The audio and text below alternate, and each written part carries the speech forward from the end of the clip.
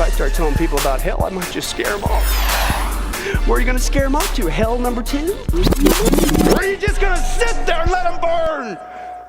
You know, you brought up some points earlier about the book you wrote or co-wrote about the cashless society, and that's a topic that many people don't believe has actually happened. But we have Sweden almost cashless. Right. So if you could bring up a couple points. And they're also testing it in India too. So it's becoming more and more popular as we go ahead. Yeah, and that is part of the New World Order, that they want, where instead of depending on the American dollar, for example, the petrodollar, as they call it, being the world currency of trade, they want to merge everybody into a single thing, and like the euro was a forerunner of that kind of thing. And so that will then allow the globalists, these elite, whoever they are, to control the currencies, you see.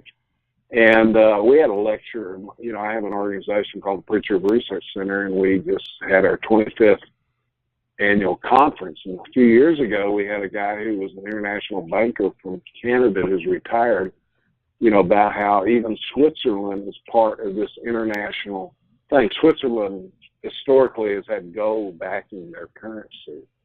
And even they, in order to participate in the global marketplace, which they have to do, they believe, you have to float your currency, on some kind of international market thing, and so that removes you from having gold and silver or something solid backing your currency to just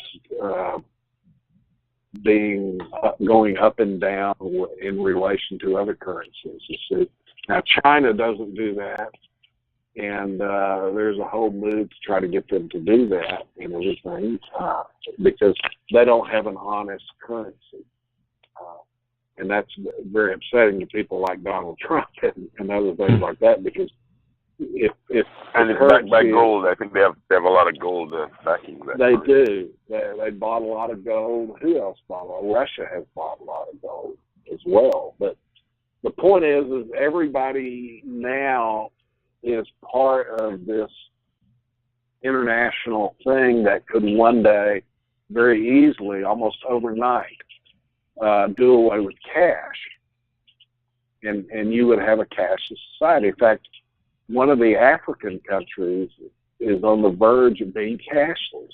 They're a very poor country, and you wouldn't think that they would be there, but they are because of the cell phones. You see, everybody's using cell phones.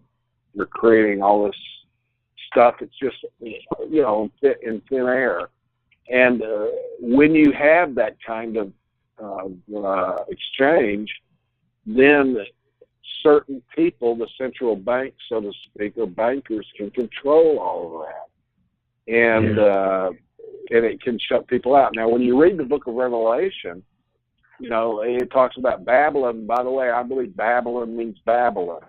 It's used over 350 times in the Bible. It's not a code word for Rome or anybody else or the United States, in my humble opinion. But Babylon is going to be, the city of Babylon is going to be rebuilt in the last days and become the capital of the Antichrist, I think, during the tribulation. And Babylon is the source, it says. This is what it says in chapter 17, is the mystery, that Babylon is the mother of harlots. In other words, it's where at the Tower of Babel is where all of this rebellion against God began. In other words, harlotry is someone who's unfaithful. And it's used spiritually there to talk about how false religious, centralized government, and trade, there's something, I don't know what it is, but there's something about international trade that's related to Babylon in some way. And it probably, I'm sure it involves this coming cashless society and all of this kind of stuff. And God's going to judge all of this, during the tribulation.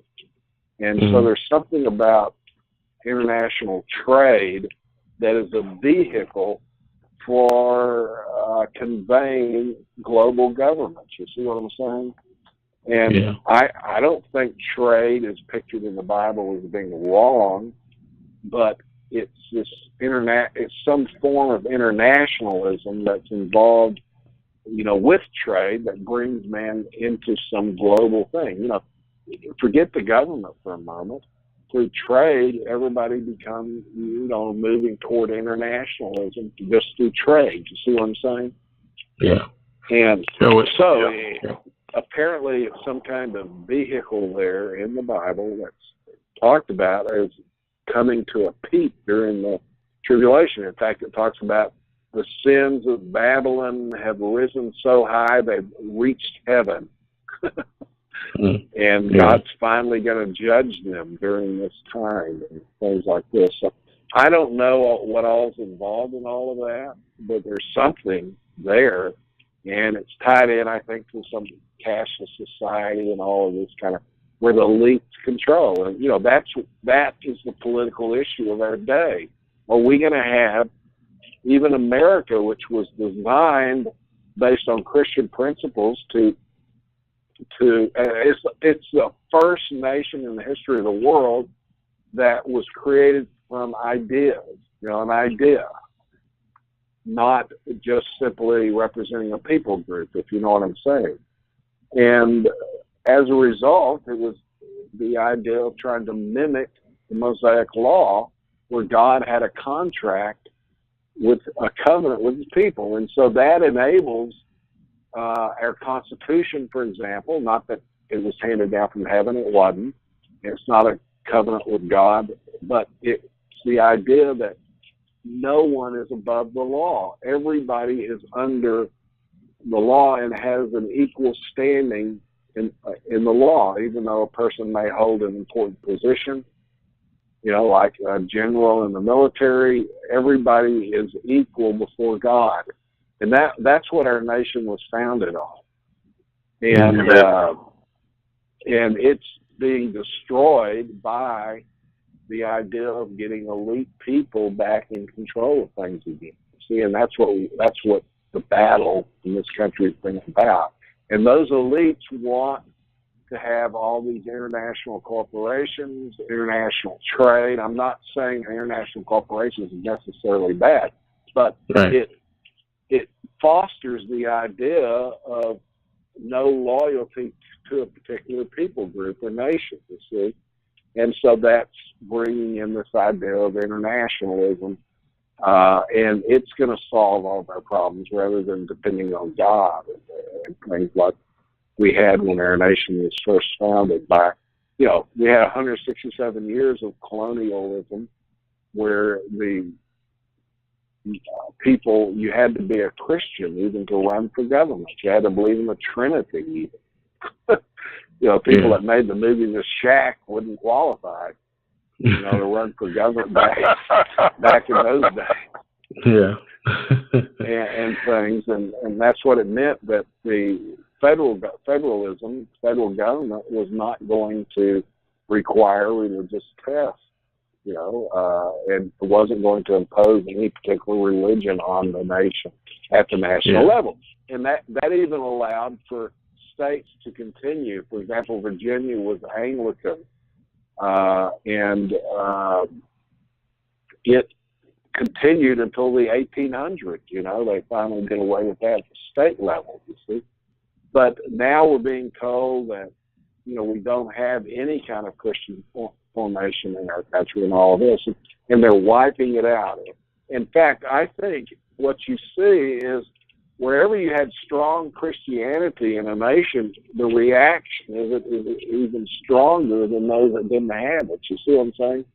Whereas the whiplash is more severe, and so we're probably going to see some of the worst stuff happen in the United States as a whiplash against the Christian foundation that our nation once had. If you like our videos, don't forget to hit the subscribe button and the notification bell to get all our frequent updates.